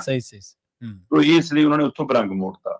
ਚਲੋ ਆਪਣਾ ਮਤਲਬ ਹਰਚਰਨ ਸਿੰਘ ਭੁੱਲਰ ਹੋਰੀ ਫਿਰ CBI ਦੀ ਅਦਾਲਤ ਚ ਆ ਗਏ ਤੇ CBI ਦੀ ਅਦਾਲਤ ਚ ਉਹਨਾਂ ਨੇ ਜ਼ਮਾਨਤ ਦੀ ਪਟੀਸ਼ਨ ਪਾ ਦਿੱਤੀ। ਠੀਕ ਹੈ। ਤੇ ਜ਼ਮਾਨਤ ਦੀ ਪਟੀਸ਼ਨ ਤੇ ਜਦੋਂ ਸੁਣਵਾਈ ਦੀ ਗੱਲ ਤੁਰੀ ਤੇ CBI ਨੇ ਕਹਿਤਾ ਜੀ ਕਿ ਅਸੀਂ ਜਵਾਬ ਦਾਖਲ ਕਰਨ ਲਈ ਸਮਾਂ ਮੰਗਦੇ ਹਾਂ, ਸਾਨੂੰ ਸਮਾਂ ਦਿੱਤਾ ਜਾਵੇ। ਤੋ ਮਾਨਯੋਗ ਅਦਾਲਤ ਨੇ ਉਹਨੂੰ ਸਮਾਂ ਦਿੱਤਾ। ਹੁਣ ਠੀਕ ਹੈ, ਉਹ ਆਪਣੇ ਵੱਲੋਂ ਤੱਥ ਲੈ ਕੇ ਆਉਣਗੇ ਜੀ ਕਿ ਅਜੇ ਜ਼ਮਾਨਤ ਨਹੀਂ ਬਣਦੀ ਜੀ, ਇਹ ਪ੍ਰਭਾਵਿਤ ਕਰ ਸਕਦੇ ਆ ਜੀ ਕੇਸ ਨੂੰ ਜੀ, ਹੈ ਨਾ। ਉਹ ਆਪਣੇ ਤਰੀਕਾ ਕਰਨ ਦੱਸਣਗੇ। ਕਾਨੂੰਨੀ ਮਾਹਿਰਾਂ ਦਾ ਵੀ ਇਹ ਮੰਨਣਾ ਕਿ ਜਿਹੋ ਜਿਹਾ ਕੇਸ ਹੈ ਹਰਚਰਨ ਭੁੱਲਰ ਤੇ, ਉਹ ਜੇ ਛੇਤੀ ਜ਼ਮਾਨਤ ਮਿਲਣ ਦੀ ਉਮੀਦ ਨਹੀਂ ਹੈ। ਪਰ ਸਵਾਲ ਤਾਂ ਹੁਣ CBI ਤੇ ਵੀ ਖੜਾ ਹੈ ਕਿ ਭਾਈ CBI ਉਹ ਡਾਇਰੀ ਰੱਖ ਕੇ ਭੁੱਲ ਗਈ ਜਿਹਦੇ ਵਿੱਚ ਹੋਰ ਨਾਮ ਸੀ। ਹੁਣ ਨਾ ਅਧਿਕਾਰੀਆਂ ਦਾ ਹੋਰਾਂ ਦਾ ਜ਼ਿਕਰ ਆਉਂਦਾ ਹੈ, ਨਾ ਪ੍ਰੋਪਰਟੀ ਡੀਲਰਾਂ ਦਾ ਜ਼ਿਕਰ ਆਉਂਦਾ ਹੈ, ਨਾ ਮਾਫੀਆ ਦਾ ਜ਼ਿਕਰ ਆਉਂਦਾ ਹੈ, ਨਾ ਮੌਜੂਦਾ ਸਾਬਕਾ ਮੰਤਰੀਆਂ ਸੰਤਰੀਆਂ ਦਾ ਕਿਸੇ ਦਾ ਜ਼ਿਕਰ ਆਉਂਦਾ ਹੈ, ਨਾ ਉਹ ਜੁਡੀਸ਼ੀਅਲ ਦੀਆਂ ਤਾਰਾਂ ਦਾ ਜ਼ਿਕਰ ਆਉਂਦਾ। ਹੁਣ ਕਿੱਥੇ ਗਿਆ ਉਹ ਸਾਰਾ ਕੁਝ? ਸਹੀ ਹੈ, ਬਿਲਕੁਲ। WhatsApp ਚੈਟ ਲੱਭ ਗਈ ਜੀ, ਆਹ ਲੱਭ ਗਿਆ, ਉਹ ਸਾਰਾ ਕੁਝ ਦਬ ਗਿਆ। ਮੈਨੂੰ ਤਾਂ ED ਨਹੀਂ ਲੱਭੀ ਜਿਹੜੀ ਕਹਿੰਦੀ ਸੀ ਵਿਦੇਸ਼ੀ ਫਲੈਟ ਲੱਭ ਗਏ ਜੀ, ਵਿਦੇਸ਼ੀ ਢਾਬੇ ਲੱਭ ਗਏ ਜੀ, ਮਨੀ ਲਾਂਡਰਿੰਗ ਦਾ ਮਾਮਲਾ ਉਹ ਵੀ ਨਹੀਂ ਕਿਤੇ ਨਜ਼ਰ ਆਈ। ਹੁਣ ਤਾਂ ਵਿਜੀਲੈਂਸ ਜਿਹੜੀ ਬਚਾਉਣ ਨੂੰ ਫਿਰਦੀ ਸੀ ਕੁਝ ਕਹਿੰਦੇ ਕਿ ਉਹ ਵੀ ਨਹੀਂ ਕਿਤੇ ਦਿਖੀ। ਇਹ ਸਾਰਾ ਮਾਮਲਾ ਠੰਡਾ ਜਿਹਾ ਪਾ ਦਿੱਤਾ ਗਿਆ। ਕੀ ਉੱਪਰੋਂ ਕੋਈ ਤਾਰਾਂ ਹਿੱਲੀਆਂ ਜਿਹੜੀਆਂ CBI ਨੂੰ ਕਿਹਾ ਕਿ ਬਈ ਨਾ ਛੇੜਿਓ ਇਹਨੂੰ, ਭਰਿੰਡਾਂ ਦੇ ਖੱਖਰ ਨੂੰ, ਇਹ ਤਾਂ ਸਾਰਾ ਕੁਝ ਖਿਲਾਰ ਦੂਗਾ ਸਾਡਾ ਵੀ ਕਈਆਂ ਦਾ। ਸਹੀ ਹੈ, ਸਹੀ। ਜਾਂ ਭੁੱਲਰ ਨੇ ਖੁਦੇ CBI ਤੇ ਕੰਜ ਫੂਕ ਮਾਰਤੀ ਕਿ ਭਾਈ ਜੇ ਮੈਂ ਬੋਲੂੰਗਾ ਤਾਂ ਫਿਰ ਕਈਆਂ ਦੀਆਂ ਪਰਤਾਂ ਖੁੱਲਣਗੀਆਂ, ਕਈਆਂ ਦੇ ਰਾਜ ਉਲਝਣਗੇ, ਇਸ ਲਈ ਰਹਿਣੇ ਦਿਓ। ਚਲੋ ਜੋ ਵੀ ਹੋਵੇ ਇਹ ਤਾਂ ਉਹਦਾ ਵਕਤ ਦੱਸੂਗਾ। ਪਰ ਹਰਚਰਨ ਭੁੱਲਰ ਜ਼ਮਾਨਤ ਲੈਣ ਲਈ ਤਤਪਰ ਸੀਗੇ। ਜਦੋਂ ਸੁਪਰੀਮ ਕੋਰਟ ਤੋਂ ਖੈਰ ਨਹੀਂ ਪਈ ਤਾਂ ਉਹਨਾਂ ਨੇ ਹੁਣ CBI ਦੀ ਅਦਾਲਤ ਦਾ ਰੁਖ ਕੀਤਾ। ਜੇ ਹੁਣ ਇੱਥੋਂ ਵੀ ਖੈਰ ਨਹੀਂ ਪੈਂਦੀ ਫਿਰ ਉਹ ਦੁਬਾਰਾ ਹਾਈ ਕੋਰਟ ਜਾਣਾ ਪਊ ਜੀ, ਹਾਈ ਕੋਰਟ ਤੋਂ ਫਿਰ ਸੁਪਰੀਮ ਕੋਰਟ ਦੁਬਾਰਾ ਜਾਣਾ ਪਊ ਜੀ। ਪਰ ਇਸ ਅਦਾਲਤ ਨੇ, CBI ਦੀ ਅਦਾਲਤ ਨੇ ਅਰਜ਼ੀ ਤਾਂ ਮਨਜ਼ੂਰ ਕਰ ਲਈ। ਠੀਕ ਹੈ ਜੀ। ਤੇ ਉਹਦੇ ਤੇ ਲੰਘ ਸੁਣਵਾਈ ਵੀ ਸੀ। ਸੁਣਵਾਈ ਦੇ ਦੌਰਾਨ ਜਦੋਂ CBI ਨੇ ਕਿਹਾ ਕਿ ਸਾਨੂੰ ਸਮਾਂ ਦਿੱਤਾ ਜਾਵੇ ਤਾਂ ਉਹਨਾਂ ਨੂੰ ਸਮਾਂ ਦੇ ਦਿੱਤਾ ਗਿਆ। ਹੁਣ ਅਗਲੀ ਸੁਣਵਾਈ 2 ਜਨਵਰੀ ਨੂੰ ਹੋਣੀ ਹੈ ਜੀ। ਇਹਦਾ ਮਤਲਬ 2 ਜਨਵਰੀ ਤੱਕ ਤਾਂ ਹਰਚਰਨ ਸਿੰਘ ਭੁੱਲਰ ਨੂੰ ਜੇਲ੍ਹ 'ਚ ਹੈ। ਸੋ ਨਵੇਂ ਸਾਲ ਚ ਤੈਅ ਹੋਊਗਾ ਜੀ ਕਿ ਜ਼ਮਾਨਤ ਮਿਲਣੀ ਹੈ ਜਾਂ ਨਹੀਂ ਮਿਲਣੀ। ਉਨੀ ਦੇਰ ਤੱਕ ਤਾਂ ਅੰਦਰ ਇਕੱਠੀ ਹੋਊ। ਸਹੀ ਹੈ, ਬਿਲਕੁਲ। ਤੇ ਜਾਂਦੇ ਜਾਂਦੇ ਗੱਲ ਕਰੀਏ 35 ਅੱਖਰੀ ਪੰਨੇ ਦੀ, ਕਹਿੰਦੇ ਹੁਣ ਇਹ ਹਰ ਭਾਸ਼ਾ ਦੀ ਕਿਤਾਬ ਦੇ ਵਿੱਚ ਹੋਵੇਗਾ ਜੀ। ਬਿਲਕੁਲ ਜੀ। ਪੰਜਾਬ ਸਰਕਾਰ ਨੇ ਇੱਕ ਨਵੇਕਲਾ ਤੇ ਇੱਕ ਸਾਰਥਕ ਕਦਮ ਚੁੱਕਿਆ ਕਿ ਜਿਹੜਾ ਪੰਜਾਬ ਸਕੂਲ ਸਿੱਖਿਆ ਬੋਰਡ ਦੇ ਸਕੂਲ ਨੇ, ਉਹ ਸਾਰੇ ਸਕੂਲ ਜਿੰਨੇ ਵੀ ਸਾਡੇ ਸਰਕਾਰੀ ਸਕੂਲ ਨੇ, ਲਗਭਗ 60 ਲੱਖ ਦੇ ਕਰੀਬ ਇਹ ਗਿਣਤੀ ਬਣਦੀ ਹੈ ਵਿਦਿਆਰਥੀਆਂ ਦੀ, ਜਿਹੜੇ ਪਹਿਲੀ ਜਮਾਤ ਤੋਂ ਲੈ ਕੇ 12ਵੀਂ ਜਮਾਤ ਤੱਕ ਇਹਨਾਂ ਸਰਕਾਰੀ ਸਕੂਲਾਂ 'ਚ ਪੜ੍ਹਦੇ ਨੇ। ਹਾਂਜੀ। ਉਹ ਜਵਾਕ ਜਿਹੜਾ ਵੀ ਮਤਲਬ ਕੋਈ ਭਾਸ਼ਾਈ ਵਿਸ਼ਾ ਪੜ੍ਹਨਗੇ, ਮੰਨ ਲਓ ਉਹ ਹਿੰਦੀ ਪੜ੍ਹਦੇ ਨੇ, ਮੰਨ ਲਓ ਅੰਗਰੇਜ਼ੀ ਪੜ੍ਹਦੇ ਨੇ, ਮੰਨ ਲਓ ਉਰਦੂ ਪੜ੍ਹਦੇ ਨੇ, ਮੰਨ ਲਓ ਅੱਜ ਕੱਲ੍ਹ ਕੋਈ ਵਿਦੇਸ਼ੀ ਭਾਸ਼ਾਵਾਂ ਕੁਝ ਸਕੂਲਾਂ 'ਚ ਨਾਲ ਲੱਗਦੀਆਂ ਨੇ, ਮੰਨ ਲਓ ਕੋਈ ਅਜਿਹੀ ਭਾਸ਼ਾ ਪੜ੍ਹਦੇ ਨੇ, ਜਿਹੜੀ ਮਰਜ਼ੀ ਭਾਸ਼ਾ ਪੜ੍ਹਨ, ਜਦੋਂ ਵੀ ਉਹ ਕੋਈ ਦੂਜੀ ਭਾਸ਼ਾ ਪੜ੍ਹਨਗੇ ਤਾਂ ਉਹਦੇ ਵਿੱਚ ਇੱਕ ਪੰਨਾ ਊੜੇ ਆੜੇ ਦਾ 35 ਅੱਖਰੀ ਦਾ ਹੋਏਗਾ ਹੀ ਹੋਏਗਾ। ਠੀਕ ਹੈ। ਤੋ ਇਹਦੇ ਨਾਲ ਇੱਕ ਤਾਰਾਂ ਜੁੜਨ ਦਾ ਇੱਕ ਉਪਰਾਲਾ ਹੈਗਾ ਕਿ ਬੰਦੇ ਨੂੰ ਪਹਿਲੀ ਨਜ਼ਰੇ ਆਪਣੀ ਬੋਲੀ, ਆਪਣੀ ਭਾਸ਼ਾ ਪਵੇ। ਸੋ ਇਹ ਕਦਮ ਜਿੱਥੇ ਸਾਰਥਕ ਹੈ ਤੇ ਸਵਾਗਤਯੋਗ ਹੈ, ਉੱਥੇ ਇਹ ਪਹਿਲੂ ਜ਼ਰੂਰ ਬਾਛਣਯੋਗ ਹੈ ਕਿ ਕੱਲਾ ਹਰ ਭਾਸ਼ਾ ਦੀ ਕਿਤਾਬ 'ਚ ਪੰਨਾ ਲਾ ਕੇ ਤੁਸੀਂ ਪੰਜਾਬੀ 'ਚ ਪਰਪੱਖ ਨਹੀਂ ਬਣਾ ਸਕਦੇ ਆਪਣੇ ਜਵਾਕਾਂ। ਬਿਲਕੁਲ ਸਹੀ ਹੈ। ਤੁਹਾਨੂੰ ਚਾਰਜ ਹੋਰ ਗੰਭੀਰਤਾ ਨਾਲ ਕਰਨੀ ਦੀ ਲੋੜ ਹੈ। ਪ੍ਰਵੀਨ ਜੀ, ਤੀਜੀ ਜਮਾਤ ਦੇ 15% ਜਵਾਕ ਨੇ ਜੀ। ਤੀਜੀ ਜਮਾਤ ਜਿਹੜੇ ਇਹਨਾਂ ਸਰਕਾਰੀ ਸਕੂਲਾਂ 'ਚ ਜਵਾਕ ਪੜ੍ਹ ਰਹੇ ਨੇ, ਮਤਲਬ ਸਰਕਾਰੀ ਸਕੂਲਾਂ ਦਾ ਮਤਲਬ ਪੰਜਾਬ ਸਕੂਲ ਸਿੱਖਿਆ ਬੋਰਡ ਦੇ ਸਰਕਾਰੀ ਸਕੂਲ, ਪੰਜਾਬ ਸਕੂਲ ਸਿੱਖਿਆ ਬੋਰਡ ਦੇ ਪ੍ਰਾਈਵੇਟ ਸਕੂਲ, ਪੰਜਾਬ ਸਕੂਲ ਸਿੱਖਿਆ ਬੋਰਡ ਦੇ ਮਾਨਤਾ ਪ੍ਰਾਪਤ ਸਕੂਲ। ਠੀਕ ਹੈ ਜੀ। ਹੈ ਨਾ। ਇਹਨਾਂ ਸਾਰੇ ਸਕੂਲਾਂ ਦੇ ਤੀਜੀ ਜਮਾਤ ਦੇ 15% ਜਵਾਕ ਨੇ ਜਿਹੜੇ ਪੂਰਾ ਊੜਾ ਆੜਾ ਪੜ੍ਹ ਪਾਉਂਦੇ ਨੇ, ਤੇ 4.5% ਜਵਾਕ ਤੀਜੀ ਜਮਾਤ ਦੇ ਉਹ ਨੇ ਜਿਹੜੇ ਊੜਾ ਆੜਾ ਵੀ ਨਹੀਂ ਪੜ੍ਹ ਪਾਉਂਦੇ, 35 ਅੱਖਰ ਵੀ ਨਹੀਂ ਪੜ੍ਹ ਪਾਉਂਦੇ। ਤੇ ਪੂਰਾ ਪਾਠ ਪੜ੍ਹਨਾ, ਕਹਾਣੀ ਪੜ੍ਹਨੀ, ਇਬਾਰਤ ਪੜ੍ਹਨੀ, ਉਹ ਤਾਂ ਬਹੁਤ ਦੂਰ ਦੀ ਗੱਲ ਆ। ਮਤਲਬ ਟੁੱਟਵੇਂ ਅੱਖਰ ਵੀ ਨਹੀਂ ਉਹਨਾਂ ਨੂੰ ਸਮਝ ਆਉਂਦੇ। ਸੋ ਇਹ ਸਥਿਤੀ ਹੈ ਜੀ ਜੀ। ਤੇ 28% ਮਤਲਬ ਵਿਦਿਆਰਥੀ ਅਜਿਹੇ ਨੇ ਜਿਹੜੇ ਮਤਲਬ ਪਹਿਲੀ ਜਮਾਤ ਵਾਲਾ ਪਾਠ ਪੜ੍ਹ ਪਾਉਂਦੇ, ਤੀਜੀ ਜਮਾਤ 'ਚ ਪੜ੍ਹਦੇ ਨੇ। ਠੀਕ ਹੈ। ਪੜ੍ਹਦੇ ਤੀਜੀ ਜਮਾਤ ਨੇ, ਪਹਿਲੀ ਜਮਾਤ ਵਾਲਾ ਊੜਾ ਊਂਠ ਹੈ ਨਾ, ਆੜਾ ਅੱਖ, ਜਿਵੇਂ ਏਦਾਂ ਦਾ ਕਾਇਦਾ ਮੰਨ ਲਓ ਉਹ ਪਹਿਲੀ ਜਮਾਤ ਵਾਲਾ ਉਹ 28% ਹੀ ਹੋਣੇ ਜਿਹੜੇ ਉਹ ਵੀ ਉਹ ਚੰਗੀ ਤਰ੍ਹਾਂ ਪੜ੍ਹ ਪਾਉਂਦੇ ਆ, ਬਾਕੀ ਤਾਂ ਉਹ ਵੀ ਨਹੀਂ ਪੜ੍ਹ ਪਾਉਂਦੇ। ਇਹ ਸਥਿਤੀ ਹੈ ਜੀ। ਫਿਰ ਇਹਦੇ ਵਿੱਚ ਇੱਕ ਪਹਿਲੂ ਹੋਰ ਹੈ, ਤੀਜੀ ਜਮਾਤ ਤੋਂ ਲੈ ਕੇ 8ਵੀਂ ਜਮਾਤ ਤੱਕ ਜੀ 47% ਵਿਦਿਆਰਥੀ ਨੇ ਜਿਹੜੇ ਮਾਤਰਾਵਾਂ, ਕੋਈ ਪਾਠ, ਕੋਈ ਪਹਿਰਾ ਪੜ੍ਹ ਪਾਉਂਦੇ ਨੇ। ਠੀਕ ਹੈ। 8ਵੀਂ ਜਮਾਤ ਤੱਕ ਆਉਂਦਿਆਂ 50% ਜਵਾਕ ਵੀ ਨਹੀਂ ਪੂਰੇ ਹੁੰਦੇ। ਉਹਦਾ ਮਤਲਬ ਕੰਮ ਦਾ ਬਹੁਤ ਗੰਭੀਰਤਾ ਨਾਲ ਕਰਨ ਵਾਲਾ ਜੀ। ਸਹੀ ਹੈ। ਹੁਣ ਇਹਦੇ ਪਰ ਕਾਰਨ ਲੱਭਣ ਦੀ ਲੋੜ ਹੁੰਦੀ ਹੈ ਕਿ ਜੇ ਇਹ ਬੱਚਿਆਂ ਦੀ ਕਮੀ ਨਹੀਂ ਜੀ, ਇੱਥੇ ਤੁਸੀਂ ਜੇ ਬੱਚੇ ਪੜ੍ਹਨ ਦੇ ਨਿਪੁੰਨ ਨਹੀਂ ਤਾਂ ਪੜ੍ਹਾਉਣ ਵਾਲਿਆਂ ਦੀ, ਪੜ੍ਹਾਉਣ ਦੇ ਲਈ ਮਾਹੌਲ ਬਣਾਉਣ ਵਾਲਿਆਂ ਦੀ, ਸਿਸਟਮ ਨੂੰ ਚਲਾਉਣ ਵਾਲਿਆਂ ਦੀ ਉਹਨਾਂ ਦੀ ਜ਼ਿੰਮੇਵਾਰੀ ਹੈ। ਹੁਣ ਪੜ੍ਹਾਉਣ ਵਾਲੇ ਕਹਿਣਗੇ ਜੀ ਕਿ ਪਹਿਲਾਂ ਸਾਡੀ ਗਿਣਤੀ ਤਾਂ ਪੂਰੀ ਕਰ ਦਿਓ ਜੀ, ਪਹਿਲਾਂ ਸਾਡਾ ਆਹ ਰੇਟਕਾ ਤਾਂ ਮੁਕਾ ਦਿਓ, ਕੱਚਾ ਮਾਸਟਰ, ਪੱਕਾ ਮਾਸਟਰ, ਉੱਚਾ ਮਾਸਟਰ, ਨੀਵਾਂ ਮਾਸਟਰ, ਘੱਟ ਤਨਖਾਹ ਵਾਲਾ, ਵੱਧ ਤਨਖਾਹ ਵਾਲਾ, ਦਿਹਾੜੀ ਵਾਲਾ, ਠੇਕੇ ਵਾਲਾ, ਕੋਈ ਕਟਰੀਅਰ ਬਣਾਓ। ਮਾਸਟਰ ਤਾਂ ਮਾਸਟਰ ਹੁੰਦਾ। ਸਹੀ ਹੈ। ਉਹਦਾ ਨਿਬੇੜ ਦਿਓ। ਫਿਰ ਦੂਸਰਾ, ਆਹ ਬਲਾਕ ਸੰਮਤੀ ਜ਼ਿਲ੍ਹਾ ਪ੍ਰੀਸ਼ਦ ਦੀਆਂ ਚੋਣਾਂ ਸੀ, ਇੱਕ ਮਾਸਟਰ ਵਾਲਾ ਸਕੂਲ ਹੈਗਾ ਜੀ 8ਵੀਂ ਤੱਕ, ਸਕੂਲ ਹੈਗਾ ਜੀ 10ਵੀਂ ਤੱਕ। ਪਹਿਲੀ ਜਮਾਤ ਤੋਂ ਲੈ ਕੇ 10ਵੀਂ ਤੱਕ ਦੇ ਜਮਾਤ ਦੇ ਜਵਾਕ ਜਦੋਂ ਇੱਕੋ ਕਮਰੇ 'ਚ ਬੈਠਣਗੇ, ਇੱਕੋ ਮਾਸਟਰ ਕੋਲ ਬੈਠਣਗੇ, ਉਹ ਕਦੋਂ ਕਿਹਨੂੰ ਪੜ੍ਹਾਉਣ ਦੀ ਮਤਲਬ ਉਸ ਪੋਜੀਸ਼ਨ 'ਚ ਹੋਊਗਾ, ਇੱਥੋਂ ਦਾ ਲਾ ਲਓ। ਉਹ ਤਾਂ ਫਿਰ ਵਕਤ ਕੱਟੀ ਕਰੂਗਾ। ਤੇ ਬਲਾਕ ਸੰਮਤੀ ਜ਼ਿਲ੍ਹਾ ਪ੍ਰੀਸ਼ਦ ਚੋਣਾਂ 'ਚ ਇੱਕ ਮਾਸਟਰ ਵਾਲੇ ਸਕੂਲਾਂ ਨੂੰ ਤਾਲੇ ਲੱਗ ਗਏ। ਫਿਰ ਮਾਸਟਰ ਤਾਂ ਪੂਰੇ ਦੋ ਨਾ ਸਕੂਲਾਂ 'ਚ। ਸਹੀ। ਫਿਰ ਸਵਾਲ ਕੱਲਾ ਪੰਜਾਬ ਸਕੂਲ ਸਿੱਖਿਆ ਬੋਰਡ ਦੇ ਸਕੂਲਾਂ ਤੱਕ ਨਹੀਂ ਹੈ ਜਨਾਬ। ਹਾਂਜੀ। ਪੰਜਾਬ 'ਚ ਤਾਂ CBSE ਵਾਲੇ ਸਕੂਲ, NCERT ਵਾਲੇ ਸਕੂਲ ਹੈ ਨਾ, ਹੋਰ ਕੇਂਦਰੀ ਵਿਦਿਆਲਿਆ, ਇਹ ਉਹ ਬਹੁਤ ਕੁਝ ਖੁੱਲੇ ਨੇ ਜੀ। ਪਾਤਰ ਸਾਹਿਬ ਦੀ ਕਵਿਤਾ ਕਿ ਪੰਜਾਬ 'ਚ ਪੰਜਾਬੀ ਬੋਲਣ ਤੇ ਜੁਰਮਾਨਾ ਲੱਗਦਾ, ਉਹ ਅਜੇ ਵੀ ਸਾਰਥਕ ਹੈ, ਅਜੇ ਵੀ ਸੱਚ ਹੈ, ਕੌੜਾ ਸੱਚ ਹੈ ਜੀ। ਤੇ ਤੁਸੀਂ ਉਹਨਾਂ ਸਕੂਲਾਂ ਨੂੰ ਕਿਉਂ ਨਹੀਂ ਹਦਾਇਤ ਕਰ ਪਾਉਂਦੇ ਕਿ ਉਹ ਵੀ ਇਸ ਤਰੀਕੇ ਕਰਨ ਨਾਲ ਸਾਹਮਣੇ ਆਉਣ? UNO ਦਾ ਸਰਵੇ ਕਹਿੰਦਾ ਕਿ ਜਿਹੜਾ ਜਵਾਕ ਪ੍ਰਾਇਮਰੀ ਤੱਕ ਦੀ ਸਿੱਖਿਆ ਆਪਣੀ ਬੋਲੀ 'ਚ ਲੈਂਦਾ ਹੈ, ਉਹ ਬਾਅਦ 'ਚੋਂ ਹੋਰ ਸਿੱਖਿਆਵਾਂ, ਹੋਰ ਭਾਸ਼ਾਵਾਂ ਚੰਗੀ ਤਰ੍ਹਾਂ ਸਿੱਖਦਾ। ਸਹੀ ਆ। ਤੁਸੀਂ ਜੰਮਦੇ ਜਵਾਕ ਤੇ 3 ਭਾਸ਼ਾਈ ਫਾਰਮੂਲਾ ਥੋਪਦੇ ਹੋ, ਇਹ ਫਾਰਮੂਲਾ ਤੁਹਾਡਾ ਮਹਾਰਾਸ਼ਟਰ 'ਚ ਕਿਉਂ ਨਹੀਂ ਚੱਲਿਆ? ਭਜਾਤਾ ਨਾ ਅਗਲਿਆਂ ਨੇ। ਸਹੀ ਹੈ, ਬਿਲਕੁਲ। ਤੇ ਪੰਜਾਬ 'ਚ ਥੋਪਿਆ ਹੋਇਆ। ਨਤੀਜਾ, ਸਾਡਾ ਜਵਾਕ ਕਿਸੇ ਵੀ ਭਾਸ਼ਾ ਦਾ ਨਿਪੁੰਨ ਨਹੀਂ ਬਣ ਪਾਉਂਦਾ, ਨਾ ਉਹ ਮਾਂ ਬੋਲੀ ਦਾ ਬਣੇ, ਨਾ ਹੋਰ ਭਾਸ਼ਾਵਾਂ ਦਾ ਬਣੇ। ਤੋ ਇਸ ਲਈ 5ਵੀਂ ਜਮਾਤ ਤੱਕ ਮਾਧਿਅਮ ਪੰਜਾਬੀ ਚਾਹੀਦਾ। ਮੈਂ ਵਿਸ਼ੇ ਦੀ ਗੱਲ ਨਹੀਂ ਕਰਦਾ। ਸਹੀ। ਹਰ ਵਿਸ਼ੇ ਦਾ ਮਾਧਿਅਮ ਪੰਜਾਬੀ ਹੋਣਾ ਚਾਹੀਦਾ ਤਾਂ ਕਿ ਉਹ ਆਪਣੀ ਭਾਸ਼ਾ 'ਚ ਨਿਪੁੰਨ ਹੋ ਜਾਵੇ। 6ਵੀਂ ਤੋਂ ਲਾ ਲਓ, ਜੇ ਪਹਿਲਾਂ ਹਿੰਦੀ ਲਾਉਣੀ ਹੈ ਹਿੰਦੀ ਲਾ ਲਓ, ਅੰਗਰੇਜ਼ੀ ਲਾਉਣੀ ਹੈ ਨਾਲ ਅੰਗਰੇਜ਼ੀ ਲਾ ਲਓ, ਜਿਹੜਾ ਨਾਲ ਇੱਕ ਵਿਸ਼ਾ ਲਾਉਣਾ। 8ਵੀਂ ਤੋਂ ਦੂਜਾ ਲਾ ਲਓ ਜਿਹੜਾ ਲਾਉਣਾ। ਮਤਲਬ 10ਵੀਂ ਤੱਕ ਜਾਂਦੇ ਆ 3 ਭਾਸ਼ਾਈ ਤੱਕ ਆਵੇਂ, ਘੱਟੋ ਘੱਟ ਉਹਦੀ ਨੀਂਹ ਤਾਂ ਆਪਣੀ ਬੋਲੀ 'ਚ ਮਜ਼ਬੂਤ ਹੋਵੇ। ਸਹੀ। ਔਰ ਇਹ ਹਰ ਸੂਬੇ 'ਚ ਉਹਦੀ ਭਾਸ਼ਾ 'ਚ ਹੋਣਾ ਚਾਹੀਦਾ। ਪਰ ਤੁਸੀਂ ਮਾਰ ਕੇ ਰੱਖਤੀਆਂ ਖੇਤਰੀ ਭਾਸ਼ਾਵਾਂ। ਤੋ ਹਿੰਦੀ ਵੀ ਇੱਕ ਖੇਤਰੀ ਭਾਸ਼ਾ ਸੀ, ਤੇ ਉਹਨੂੰ ਇਸ ਤਰੀਕੇ ਨਾਲ ਤੁਸੀਂ ਰਾਸ਼ਟਰੀ ਭਾਸ਼ਾ ਬਣਾ ਕੇ ਸਾਰਿਆਂ ਤੇ ਥੋਪਣ ਦੀ ਕਵਾਇਦ ਕੀਤੀ ਕਿ ਸਾਰਾ ਕੁਝ। ਸੋ ਇਸ ਲਈ ਬਹੁਤ ਪਾਸੇ ਕੰਮ ਹੋਣ ਦੀ ਲੋੜ ਹੈ। ਕੱਲਾ ਇੱਕ ਕਾਇਦੇ 'ਚ ਪੰਨਾ ਦਰਜ ਕਰ ਦੇਣਾ 35 ਅੱਖਰਾਂ ਨਾਲ, ਇਹਦੇ ਨਾਲ ਜ਼ਿੰਮੇਵਾਰੀ ਨਹੀਂ ਨਿਭਣੀ। ਬਹੁਤ ਵੱਡਾ ਪੈਂਡਾ ਜਨਾਬ। ਸਹੀ ਹੈ, ਬਿਲਕੁਲ ਜੀ। ਇਹ ਸਾਰੇ ਤੱਥਾਂ ਤੇ, ਸਾਰੇ ਪਹਿਲੂਆਂ ਤੇ ਗੌਰ ਕਰਕੇ ਫੇਰ ਹੀ ਹੈ। ਨਹੀਂ ਤਾਂ ਆਪਾਂ ਦੇਖਦੇ ਹਾਂ ਸ਼ਰਮਾ ਜੀ, ਸਰਕਾਰਾਂ ਐਲਾਨ ਕਰ ਦਿੰਦੀਆਂ ਨੇ, ਸਾਰਾ ਕੁਝ ਕਰ ਦਿੰਦੇ। ਤੁਸੀਂ ਟੋਕਿਆ ਸੀ ਨਾ ਜਦੋਂ ਸਰਕਾਰ ਆਈ ਸੀ ਵੀ ਨੋਟੀਫਿਕੇਸ਼ਨ ਦਾ ਜਿਹੜਾ ਪੰਜਾਬੀ ਮਾਂ ਬੋਲੀ ਸੰਬੰਧੀ ਆ ਉਹ ਪੰਜਾਬੀ ਮਾਂ ਬੋਲੀ 'ਚ ਕਰ ਦਿਓ, ਤਾਂ ਅੰਗਰੇਜ਼ੀ 'ਚ ਕਰੀ ਬੈਠੇ ਹੋ। ਸੋ ਜਦੋਂ ਬੇਸਿਕ ਸਟੈਪ, ਸਾਡੇ ਜਿਹੜੇ ਮੁੱਢਲੇ ਕਦਮ ਨੇ, ਜਦੋਂ ਉਹੀ ਗਲਤ ਨੇ ਤੇ ਫਿਰ ਸਾਡੀ ਮੰਜ਼ਿਲ ਕਿੱਥੋਂ ਸਹੀ ਹੋ ਜਾਊਗੀ, ਜਦੋਂ ਅਸੀਂ ਪੈਂਡਾ ਹੀ ਗਲਤ ਫੜੀ ਬੈਠੇ ਹਾਂ। ਸੋ ਉਮੀਦ ਹੈ ਸਰਕਾਰਾਂ ਇਹਦੇ ਤੇ ਕੰਨ ਧਰਨਗੀਆਂ, ਪਰ ਚਲੋ ਦੇਖਦੇ ਹਾਂ ਕੀ ਬਣਦਾ।